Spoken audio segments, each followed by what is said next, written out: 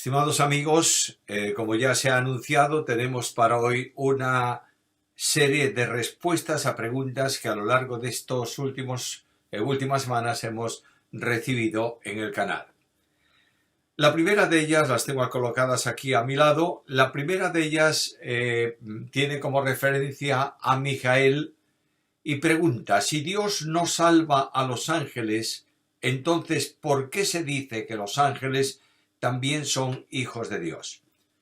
Los ángeles son hijos de Dios por creación, por vinculación de vida, es decir, Dios los ha traído a la existencia, Dios les ha dado la vida, Dios los ha creado, Dios los ha puesto a su servicio, Dios los ha orientado, y en esa dependencia especial los ángeles son hijos de Dios porque vinieron a la existencia directamente de Él.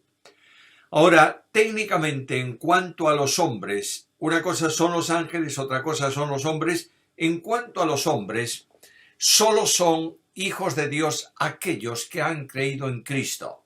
De modo que el apóstol Juan, en el prólogo de su Evangelio, capítulo 1, versículo 12, dice que a todos los que le recibieron, esto es, a los que creen en su nombre, les ha dado potestad, autoridad, facultad de ser hechos hijos de Dios. La relación de paterno-filial en este sentido se produce a través del único mediador entre Dios y los hombres, que es Jesucristo. Jesucristo es el unigénito del Padre. Eternamente tiene esta relación de hijo a padre, de padre a hijo.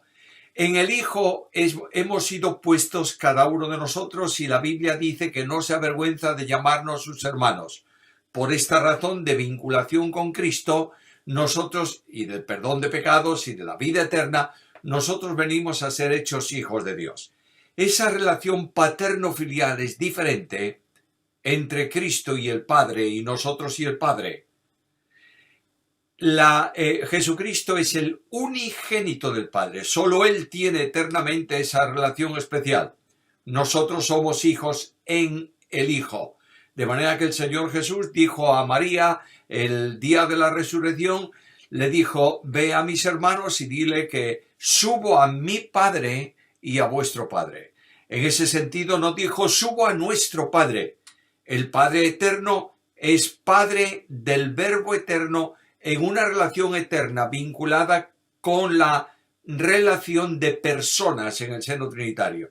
Nosotros somos hechos adoptados en Cristo, hijos del Padre, no por constitución especial, sino por adopción en aquel que es el Hijo eterno. Por tanto, los ángeles son llamados hijos de Dios en el sentido creacional.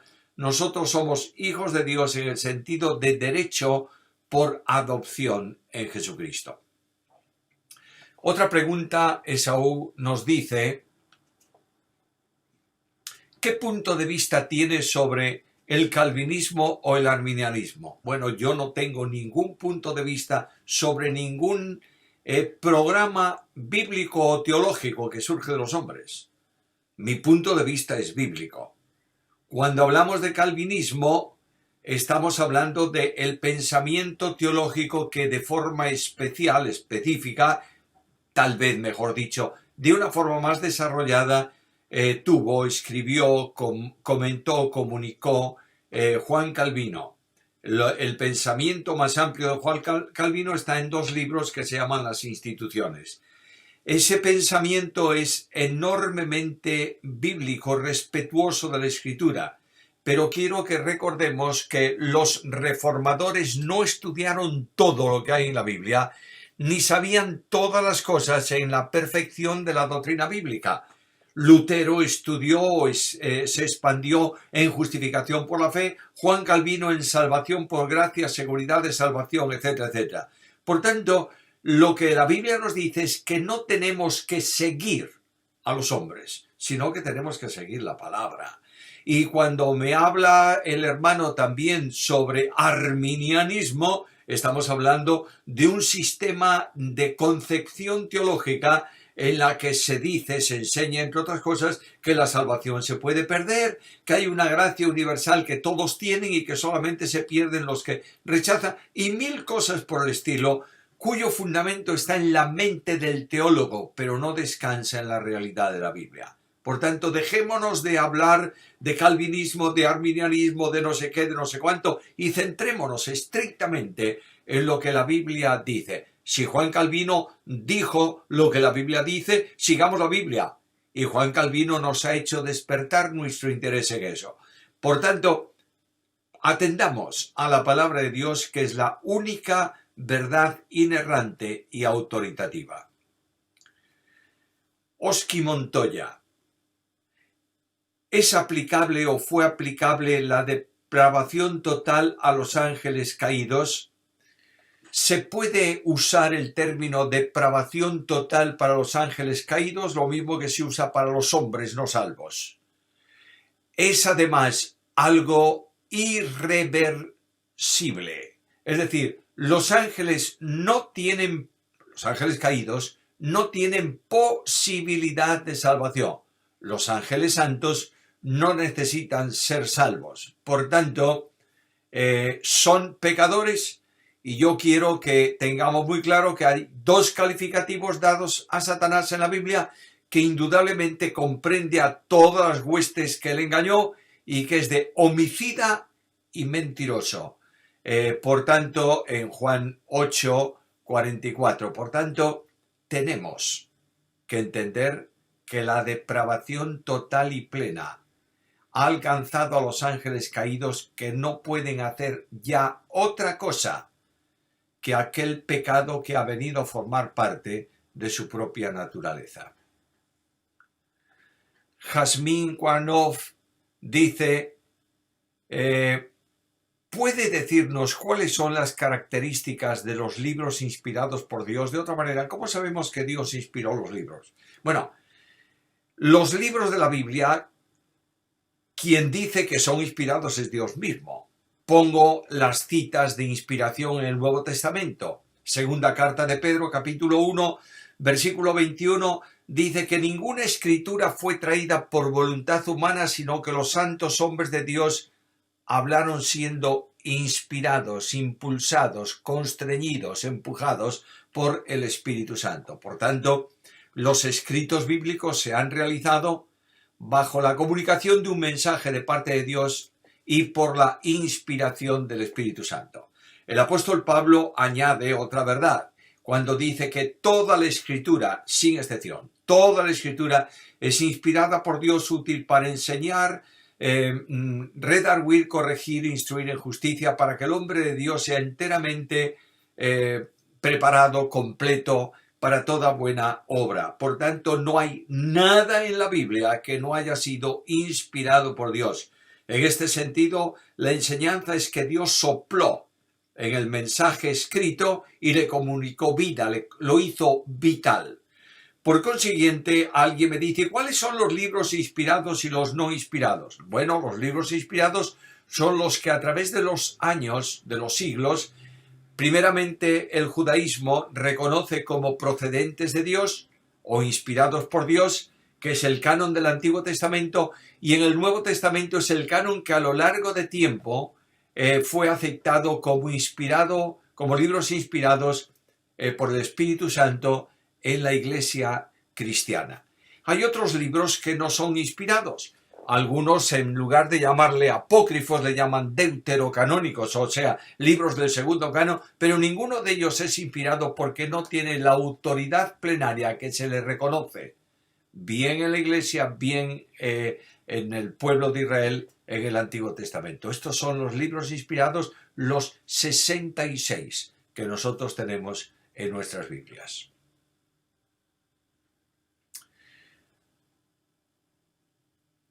Isma Olga Cano Gómez pregunta, ¿dice Juan amar a los hermanos solamente o está hablando aún a todos los no creyentes? Bueno, primeramente en el texto de Juan se refiere a los creyentes, porque el que no ama a su hermano tampoco ama a Dios. Por tanto, el creyente en Cristo ama a sus hermanos por condición familiar espiritual y porque vive el amor de Cristo derramado en él por el Espíritu Santo. Pero Cristo dijo que no solamente hay que amar a aquellos que están próximos a nosotros, sino a todos. Amarás a tu prójimo, dice la ley del Antiguo Testamento, como a ti mismo. Y Cristo puso como ejemplo a un prójimo que era un despreciado para los judíos, como era un samaritano. Dios ama al hombre, pecador o salvo. Le extiende su mensaje de gracia para salvación. Por tanto, si Dios ama a todos, incluyendo los que no son creyentes, yo tengo que amar de la misma manera como fui amado. Otra pregunta, David Huarachi. ¿Puede indicarnos algún material sobre el dispensacionalismo? Bueno, voy a recomendaros un libro que es muy conocido y que tiene una panorámica de lo que es el dispensacionalismo, que es Dispensacionalismo Hoy, de Charles Ryrie. Eso lo podéis encontrar en librerías evangélicas. Johnny Lozano Mendoza. Yo creo que cuando has mencionado Juan 6, 60 y 66, es que los discípulos eran torpes para pensar que literalmente tenían que participar en un acto de canibalismo con respecto a lo que Jesús dijo sobre beber su sangre, comer su carne. Bueno, no eran de pensamiento canibalístico, eran enormemente literales, de manera que Nicodemo, cuando Cristo le dijo, mira Nicodemo, si quieres entrar al reino o ver el reino, tienes que nacer de nuevo. ¿Qué fue lo que hizo Nicodemo? Le dijo, pero ¿cómo voy a entrar yo, que soy viejo, en el vientre de mi madre y nacer otra vez? De manera que estaban acostumbrados a que si la letra decía esto era estrictamente válido, lo único que tú podías captar, percibir. Y hay muchas cosas en los escritos de la palabra que tienen lenguaje figurado. Y lo que Cristo estaba diciendo es que tiene que ser incorporado, no comido literalmente, sino incorporado por la fe a la persona. Por tanto, el Cristo que salva también en base a que entregó su vida, derramó su sangre por todos nosotros. Tengamos mucho cuidado con el literalismo. No está esa palabra en el diccionario de la Real Academia, pero me entendéis lo que quiero decir. No seamos literales por ser literales, sino que seamos consecuentes con la enseñanza general que tenemos en la Escritura. Ahora tenemos una pregunta larguísima que yo creo que es más bien una reflexión. César Enrique Santamaría. Voy a verla. La pregunta es, si Jesús sabía lo que iba a ocurrir, dónde estaba, etcétera, etcétera, entonces ¿por qué preguntó? Lo mismo en el episodio de la mujer con flujo, si supiera, pues no hubiera indagado o preguntado, ¿no lo crees? Este hermano está contestando seguramente a un comentario de otro del canal. Yo no lo tengo aquí delante, pero al leer la pregunta me doy cuenta. Sigue. Jesús, como Dios que es, por supuesto lo sabe todo, ya que es Dios. Otra cosa muy distinta es que para su ministerio público y terrenal decidió no hacer uso, pudiéndolo hacer, de su atributo de omnisciencia. Creer que Jesús en su condición de hombre lo sabía todo lo haría ver como alguien que se mofa de sus interlocutores, ya que él preguntaría algo que de antemano ya lo sabía, haciendo uso de su omnisciencia. Esto haría de Jesús un superhombre que no nos entendería como humanos, según Hebreos 4:15, y eso, mi querido, sí sería una herejía, llamada monofisismo, muy en boda, etcétera, etcétera, etcétera. Sigue la respuesta para adelante. Gracias, porque contestó a alguien que aseguraba que no podía entender el no conocimiento de la naturaleza humana de Jesús en todo, sino en aquello que sobrenaturalmente le comunicaba a su persona de vida. Quiero hacer de nuevo una advertencia doctrinal. Jesús, el hombre, el niño nacido en Belén de Judea, el hombre que se llamaba de Nazaret, la naturaleza humana del Verbo de Dios no es una persona, es la naturaleza humana de la persona divina del Verbo eterno de Dios. Para que éste fuese un hombre en todo el amplio sentido de la palabra y pudiese servir también de ejemplo a nosotros, ese hombre, Jesús, limitó el conocimiento sobrenatural al conocimiento natural del hombre.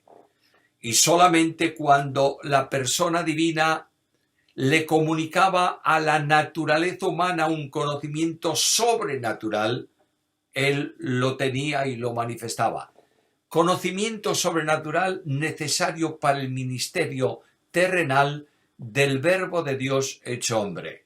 Pero no olvidemos nunca, por favor, que la naturaleza humana es una cosa y la naturaleza divina es otra, y ambas naturalezas, la divina y la humana, subsisten en la persona divina del Verbo encarnado.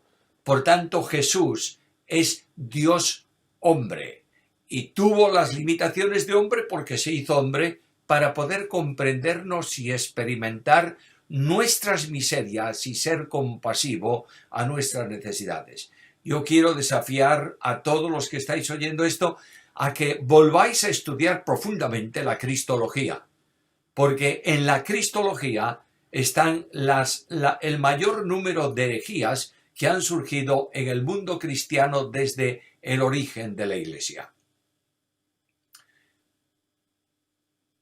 Johnny Lozano Mendoza dice: si Jesús se autolimitó es porque él quiso, no porque no supiera en ese momento quién le tocaba o dónde estaba la tumba de Lázaro. Si pensásemos que Jesús no tenía conocimiento acerca de estas cosas, le habríamos subordinado bajo el Padre, y eso es una herejía. El Padre y el Hijo son uno en esencia, como bien se sabe. Bueno, vuelvo a deciros, esto es la consecuencia o lo antecedente a lo que he comentado anteriormente. Jesús, el Señor, la naturaleza humana del Verbo eterno está limitada a la condición de hombre. Por tanto, él no sabía, como hombre, todas las cosas. Y no quiere decir que si no sabía, el Verbo estuviese subordinado al Padre, sino que está en unidad absoluta con las otras dos personas divinas en el seno trinitario. Pero no hay duda ninguna que el Verbo de Dios, por medio de la naturaleza humana, se hizo obediente, subordinado, hasta la muerte y muerte de cruz, a través del vehículo que le permite esta humillación, que es la naturaleza humana, tomada por concepción virginal, por operación del Espíritu Santo en el seno de María. Vuelvo a recordar, a enfatizar que, por favor, estudiemos la doctrina de la cristología desprejuiciadamente, atendiendo solo a las revelaciones y verdades de la Biblia. Alexander Manrique dice: en cuanto al versículo que ha mencionado, y supongo que es Mateo 28:19, dicen algunos estudiosos que este versículo se le añadió lo siguiente: y del Hijo y del Espíritu Santo. ¿Qué opinión merece esta afirmación? El versículo dice: id a las naciones y haced discípulos, bautizándolos en el nombre del Padre, del Hijo y del Espíritu Santo. La mayoría de los manuscritos, yo no he encontrado ninguna alternativa de lectura, salvo en asuntos muy raros. No dice bautizándolos en el nombre de Jesús, dice bautizándolos en el nombre del Padre, del Hijo y del Espíritu Santo. Esta pseudo o esta aparente modificación que algunos proclaman que no está en el texto griego tiene que ver especialmente con grupos mesiánicos, de llamados cristianos mesiánicos o judíos mesiánicos, que no creen en las tres personas de la Trinidad Santísima, o también con esos grupos que están en sintonía con los monistas, es decir, los que no creen más que Dios es uno y que es una sola persona y que se manifiesta a veces de una forma, a veces de otra. Por tanto, el texto que nosotros tenemos en la Escritura es un texto que está en los manuscritos, en prácticamente la totalidad de los manuscritos, sobre todo los manuscritos más confiables, más seguros del Nuevo Testamento. Hay otra pregunta que, aunque no tiene que ver con los temas que hemos estado tratando, vamos a responderla también. Lidia Carrillo Serrano pregunta: ¿cuáles son las limitaciones ministeriales de la mujer? No hay ministerio sin don. Es decir, los ministerios responden a la utilización del don que Dios ha recibido. Por tanto, cada creyente, hombre y mujer, recibe don o dones de parte del Señor que debe utilizar y debe ministrar con ellos para el crecimiento de la Iglesia. No hay ningún tipo de prohibición en la Escritura para un ministerio público de la mujer, salvo aquello que tiene que ver con el ejercicio de autoridad. Pero el apóstol Pablo dice que la mujer que ora o profetiza, y menciona en la misma carta a los Corintios que entiende él por profetizar cuando dice que los que profetizan hablan para aliento, exhortación y consolación. Por tanto, el apóstol Pablo no prohíbe que la mujer lo haga, pero sí indica que lo haga de una determinada manera. Cuando lo hace de forma incorrecta, pues es incorrecto. Alguno me dirá: Pablo dice en la carta, vuestras mujeres callen en la congregación. Y lo que el apóstol está diciendo es: dejen de hablar de la forma en que lo hacen. Lo mismo dice para los que hablan en idiomas, en lenguas, lo mismo que para los que profetizan. Hay que hacer todo decentemente y con orden. Ahora bien, si las mujeres tuvieran que guardar silencio en la congregación absolutamente, entonces tampoco podrían cantar. Por tanto, lo que tiene que tener claro la mujer, y el liderazgo de la Iglesia lo tiene que haber detectado también, es el don que tiene, y con ese don ministre, edifique la Iglesia, practíquelo. Siempre tiene que ver esto también con la vinculación en obediencia al liderazgo de la Iglesia. De modo que si el liderazgo de la Iglesia entiende que la mujer no puede hacer alguna cosa y lo explica bíblicamente, la mujer se sujeta para no ser tropiezo ni a judíos, ni a gentiles, ni a la Iglesia de Dios. Johnny Lozano Mendoza: Jesús entonces no pudo tener deseos, tal como 1 Juan 2:16, sino que fue tentado tal y como nos enseña Hebreos 4, versículo 15. Pregunto: todo cuanto Jesús como hombre, naturaleza humana del Verbo de Dios, haya hecho, hubiese podido hacer, afecta a la persona divina del Verbo de Dios en quien subsiste, y por cuya vía el Verbo de Dios se expresa. Si Cristo hubiera podido tener potencialmente en cuanto a humanidad, la Biblia no dice lo que hubiera podido o hubiera dejado de poder. Como hombre tendría sus valores humanos, pero estos están vinculados a la persona divina del Hijo de Dios. De modo que cualquier pensamiento que Jesús, hombre, hubiese tenido concupiscente, afecta a la persona en que subsiste esa naturaleza. De otra manera, la naturaleza humana no existe, no subsiste, no puede tener existencia fuera de la persona divina. De modo que todo cuanto Jesús, hombre, haga, hizo, reflexione, piense, afecta a la persona divina en quien subsiste esa naturaleza humana. Por tanto, si Jesús como tal hubiera podido tener un pensamiento impío, impuro, pecaminoso, tendríamos que decir que el Verbo encarnado tuvo un pensamiento pecaminoso. ¿Lo entendemos bien? Por tanto, Cristo no pecó, ni pudo pecar, en absoluto, porque afectaría como sujeto de atribución a la persona divina en que la naturaleza humana subsiste. Olga y Samuel. Según Hebreos 13:2, puede que, sin saberlo, a través de la hospitalidad, ángeles sean hospedados. ¿Sigue vigente esto en nuestros días?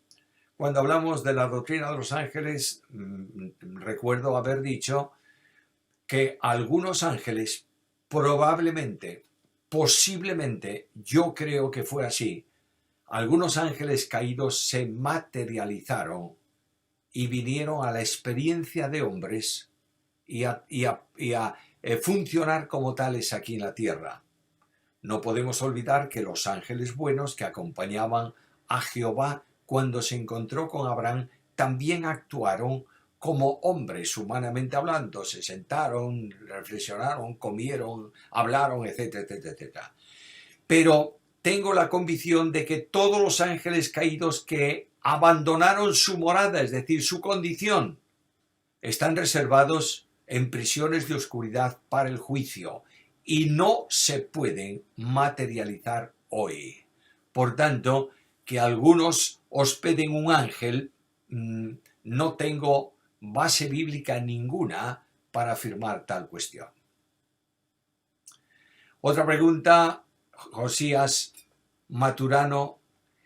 ¿Qué hacía Satanás hasta el momento de la creación del hombre? Y añade otra, ¿los 4 jinetes son ángeles o demonios? O en el caso de no ser ninguno de esos, ¿qué sería? Bueno, ¿qué hizo Satanás? Lo que hacían los ángeles. Servir, adorar, alabar, estar en la presencia de Dios, hacer el ministerio que Dios les encomendaba, alabar y aplaudir al presenciar la creación. No se nos revela asunto específico o especial de un ángel determinado antes de la creación del hombre.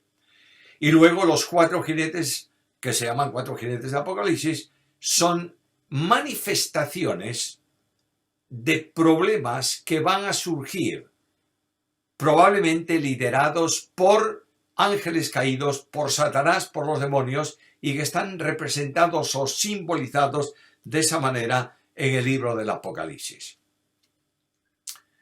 Vittorio Arnoletti. Tengo confusión sobre la doctrina de elección. ¿Podría explicar? Desde ya, muchas gracias y Dios le bendiga. Bueno, la doctrina de la elección es una doctrina enormemente larga para la que habría que estudiar desde el Antiguo hasta final del Nuevo Testamento. Solo puedo sintetizarla muy brevemente de esta manera. Dios ha escogido en soberanía a algunos de entre los hombres para que sean salvos. Y esos a quienes Dios ha escogido para salvación son salvos. Por ejemplo, Pablo dice que fue escogido desde el vientre de su madre. Y como fue escogido, Dios lo salvó. No violentamente, no obligándolo a creer, puesto que él dice, yo no fui rebelde a la visión celestial, pero haciendo todo lo que era necesario para que ese pecador rebelde aceptase el mensaje de Dios, recibiese a Dios, creyese en Dios y pudiese ser justificado. Ahora, esto no significa que nosotros establezcamos que la única condición para la salvación es ser elegido. Porque Dios invita general, universalmente a todos. Venid a mí todos los que estáis trabajados y cargados, que yo os haré descansar. Decir, por tanto, que nadie que no sea elegido puede ser salvo, yo lo diría de otra manera. Creo que todos los salvos han sido elegidos. Pero no puedo decir que Dios, que escogió a algunos para salvación, haya decretado antes de la creación del hombre condenación para todos aquellos que no están en su lista de elegidos. Por tanto, lo que no encuentro en la Biblia es decreto de reprobación eterna. Y sí encuentro invitación a la salvación de los hombres, porque Dios desea que ninguno se pierda, sino que todos procedan al arrepentimiento y vivan. Huicho Barrón dice algo que le agradezco mucho. Estoy completamente de acuerdo con todo. Bueno, fantástico. No creas que todos estamos de acuerdo con todos, pero es que es natural. Estemos de acuerdo con doctrina. Tengo una pregunta. Diferentes misioneros totalmente ortodoxos comentan que se encuentran con situaciones que solo son explicadas por resistencia espiritual en determinados lugares no alcanzados. La pregunta es, si el misionero solo toma una posición defensiva, ¿cómo ayuda, supongo que es pregunta, a los no alcanzados? Si la oración es el único medio para el misionero, ¿cómo se debería la oración, debería ser, me imagino, para terminar con esa opresión o resistencia espiritual en un determinado pueblo o ubicación? Primero, no hay duda que en el campo de misión, que es un campo especial de llevar el evangelio a lugares donde la idolatría, los demonios actúan detrás de los ídolos de forma tremenda, se producen a veces conflictos enormemente serios. Una cosa es que el misionero se defienda, él se mantenga como cristiano en el terreno de victoria, que es lo que Dios nos pide, y no vaya a atacar a los demonios, pero puede pedir al Señor su intervención para liberar esa acción misionera y que pueda alcanzar a otros con el Evangelio. Pero no podemos olvidar que Cristo muchas veces en su tiempo no pudo hacer ciertos milagros por la incredulidad de algunos. Y Satanás tiene cegado el corazón de algunos de los hombres, y estos hombres resisten la voz de Dios, el mensaje de Dios, y se manifiestan como instrumentos en manos de Satanás. La única manera, según Cristo, de actuar en conflicto de este tipo, de opresión diabólica, es por medio de la oración intensa. El Señor dijo a aquellos discípulos suyos que no pudieron echar fuera un endemoniado de un muchacho, le dijo, este género solo sale con oración y ayuno, es decir, dedicando largo tiempo a la oración. Voy a precisar esto. Nosotros no tenemos que luchar contra, atacar a los demonios. Tenemos que defendernos espiritualmente hablando, mantenernos firmes en el terreno de victoria. Segundo, nosotros tenemos que orar intensamente e invocar el poder de Dios para que su evangelio corra en el mundo y las personas bajo el control de Satanás sean liberados y puedan aceptar a Cristo como Señor y Salvador personal. Otra pregunta, Luis Gabarre, ¿cómo se liberaban los poseídos en el antiguo pacto? ¿Y por qué hubo tanta manifestación de demonios con Cristo y apóstoles y no se ven esas manifestaciones en el Antiguo Testamento? Sí que se ven manifestaciones diabólicas en el Antiguo Testamento. El hecho de que en el Nuevo Testamento, al relatar los detalles del ministerio de Jesús, Él expulsó muchos demonios y se hacen manifiestos. A veces puede haber una persona poseída por el demonio que nosotros no tengamos el discernimiento para entenderlo. No siempre el demonio hace cosas horrorosamente graves. Dice que algunos de los creyentes escucharán doctrinas de demonios predicadas por personas cuyo pensamiento coincide, está involucrado con lo que los demonios entiendan. Ahora bien, las manifestaciones diabólicas se irán evidenciando, y hay momentos en que se evidencian más y otras veces se evidencian menos, se irán evidenciando de forma notoria a medida que vamos aproximándonos a la venida del Señor, y de forma notabilísima ocurrirán durante la última semana que precede al regreso de Cristo a la tierra para reinar. La última pregunta que tengo aquí es de Richard Jiménez. Si es posible, me responda a esta duda. ¿Los gentiles o los apóstatas que se queden en la gran tribulación tienen posibilidad de salvación? Naturalmente que sí. Una vez llevada la Iglesia a la presencia de Dios y comenzado, no sabemos si en el instante o más adelante, no importa cuándo, la Biblia da la señal del comienzo de la última semana como la firma del pacto entre el anticristo y el Israel apóstata, serán enviados al mundo 144.000 seleccionados de las tribus de Israel e irán por todo el mundo para anunciar el Evangelio. Y miles de personas, yo diría millones de personas, serán salvos. Juan vio debajo del trono, debajo del altar en el cielo, una multitud enorme y preguntó, ¿quiénes son estos y de dónde han salido? Y el anciano le respondió a Juan, han salido de la gran tribulación y han lavado sus ropas en la sangre del Cordero. Por tanto, hay salvación para los que crean durante el tiempo de la tribulación.